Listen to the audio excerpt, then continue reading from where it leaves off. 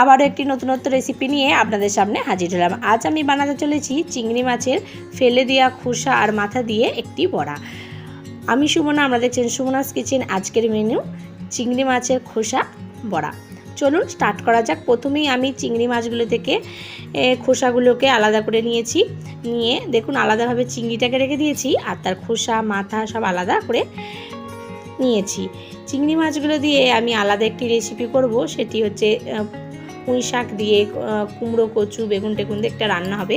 আর আজ আমি আপনাদের করে দেখাবো হচ্ছে চিংড়ি মাছের খোসার বড়া। চলুন স্টার্ট করা যাক। প্রথমে আমি চিংড়ি মাছগুলোর খোসাগুলোকে আলাদা করে পরিষ্কার করে ধুয়ে নিয়েছি। তারপরে একটি মিক্সি জার নিয়ে নিয়েছি। মিক্সি জারে এবার দিয়ে দেবো খোসাগুলোকে। খোসা মাথা সব দিয়ে একটি ভালো করে পেস্ট করে নেব। আপনারা চাইলে শিলনোড়াতেও বেটে নিতে পারেন।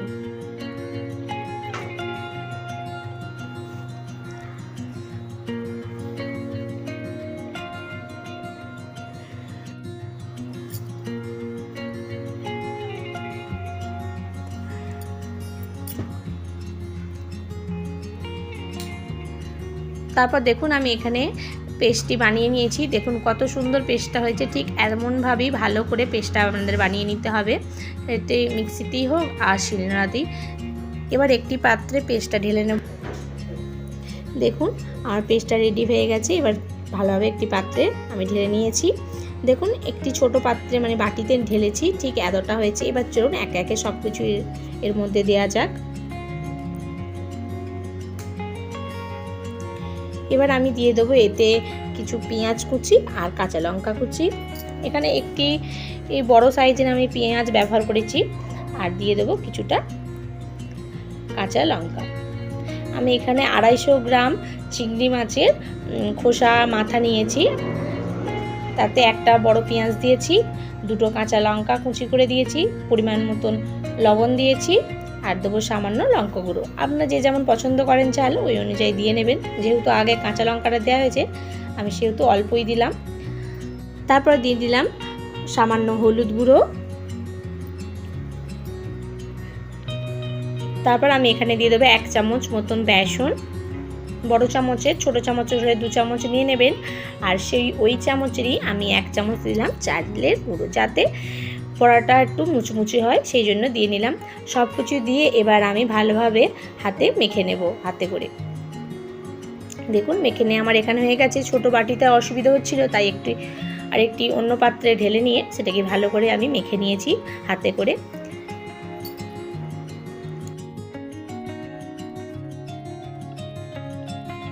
এবার এটিকে কিছুক্ষণের জন্য ঢাকনা দিয়ে রেখে দেবো। প্রায় 10 থেকে 15 মিনিট মতন ঢাকনা দিয়ে রেখে দেবো। 10 মিনিট পর ঢাকনা খুলে এবার চলুন এবার গরম গরম ভেজে নিই। তারপরে এদিকে আমি একটি ছোট কড়াই তেল বসিয়ে দিয়েছি। তেলটা গরম হয়ে গেছে। এবার একে একে বড়াগুলিকে ভেজে নেব। আমি হাতে নিয়ে এভাবে ঠিক চেপে চেপে একটি একটি করে বড়া এভাবে ছেড়ে দেবো।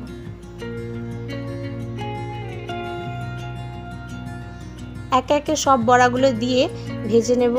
বেশ লাল লাল করে ভেজে নিতে হবে।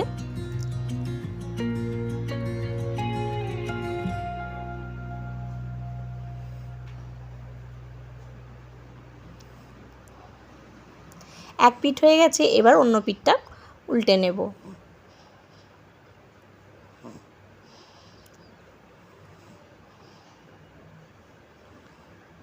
চলুন এবার এইটা হয়ে গেছে, এবার একটি করে তুলে নিই। এভাবে আমি একইভাবে সব বড়াগুলিকে একে একে ভেজে নেব।